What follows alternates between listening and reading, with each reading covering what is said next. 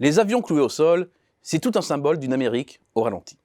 Le transport aérien, c'est un maillage indispensable et un point lourd de son tissu économique, qui contribue directement à plus de 2% du PIB et emploie plus de 4 millions de personnes. Or, les 5000 aéroports sont en partie désertés. Les avions sont parqués et le nombre de vols commerciaux quotidiens est tombé de 100 000 environ à 25 000 au plus profond de la crise. Certes, le niveau remonte depuis, mais à peine plus de la moitié du trafic habituel est assuré et aucun retour à la normale n'est attendu à court terme alors même que l'épidémie reste hors de contrôle. Une calamité pour les compagnies aériennes déjà minées par une concurrence acharnée. American Airlines a annoncé devoir se séparer de 20 000 salariés à elle seule dès l'automne prochain. Les licenciements massifs, ses concurrents n'y échapperont pas non plus. La crise se propage bien sûr aux constructeurs et leurs équipementiers. Il faut le savoir, Boeing, c'est le premier exportateur du pays. C'est 137 000 emplois directs sur le territoire américain, sans compter les sous-traitants et les emplois induits. Bien sûr, le gouvernement ne laissera pas tomber Boeing. C'est une entreprise stratégique, notamment dans le domaine militaire.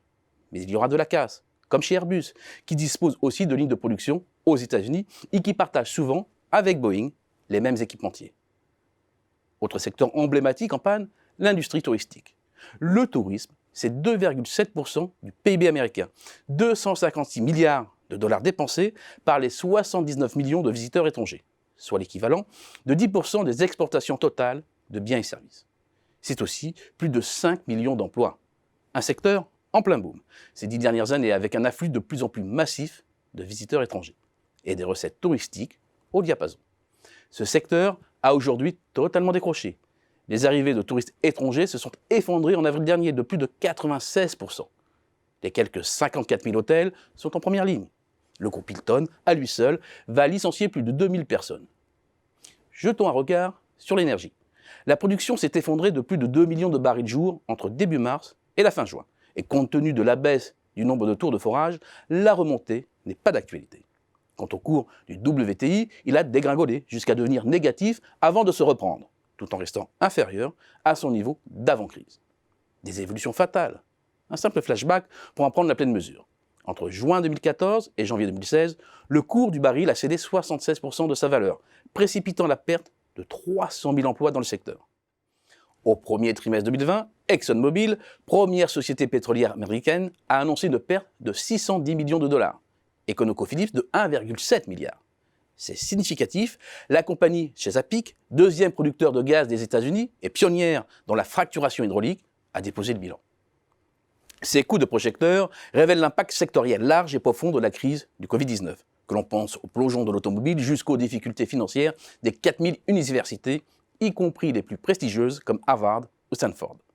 On pourra cependant s'étonner que ce panorama très sombre soit en contradiction avec l'évolution du Dow Jones, qui est déjà remonté proche de ses niveaux d'avant-crise. Il est vrai que la santé-pharmacie, les technologies de l'information, les télécoms demeurent très peu affectés par la crise, voire en tirent profit. Ces secteurs stars pondèrent fortement la cote américaine aujourd'hui, mais ils reflètent bien mal la situation profonde de l'économie.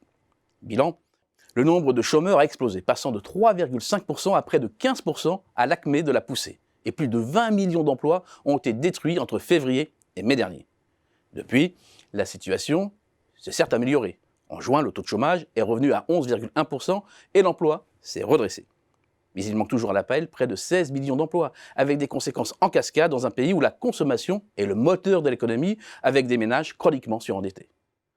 On comprend pourquoi l'administration Trump a mis sur la table un gigantesque plan de soutien de 2000 milliards de dollars destiné à atténuer l'impact de la crise. Mais avec un déconfinement trop hâtif dans de nombreux États, le pic de l'épidémie n'est pas encore atteint avec déjà plus de 55 000 cas nouveaux par jour, selon l'Institut Johns Hopkins. Aux États-Unis, le Covid-19 risque d'avoir un effet de longue traîne, bien pire qu'ailleurs.